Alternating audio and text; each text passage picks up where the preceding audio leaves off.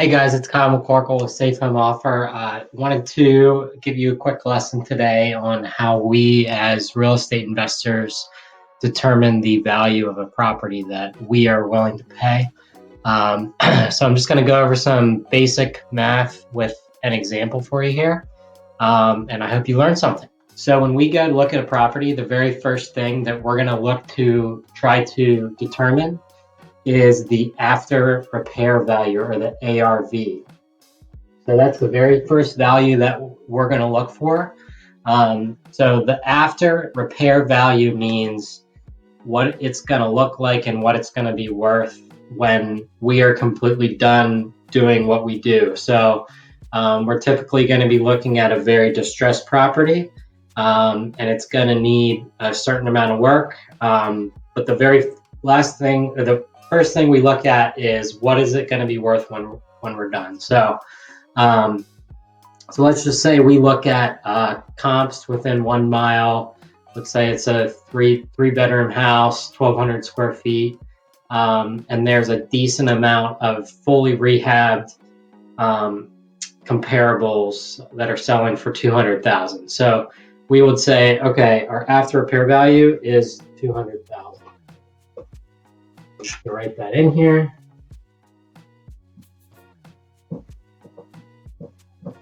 Okay.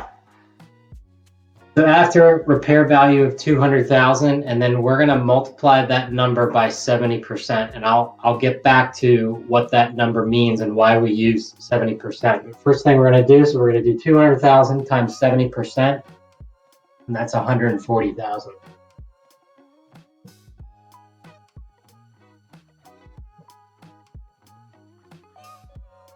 Okay, so we know the after repair value, we've multiplied it by 70%.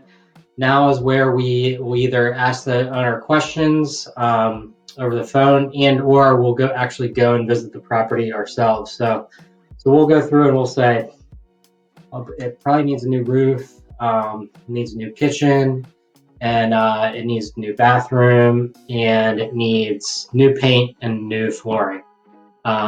And so let's say that for this house, let's say it adds up to total repairs of 30,000.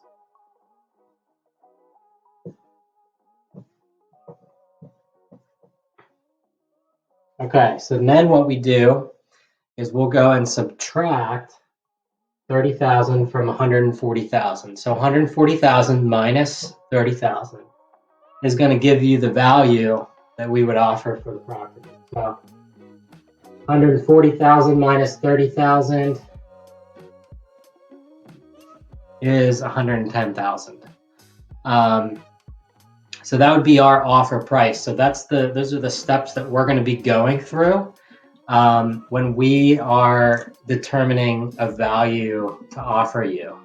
So going back to the 70%, that 70% takes into account our profit, but then also a bunch of miscellaneous costs that aren't included in repairs. So that's going to be your closing costs.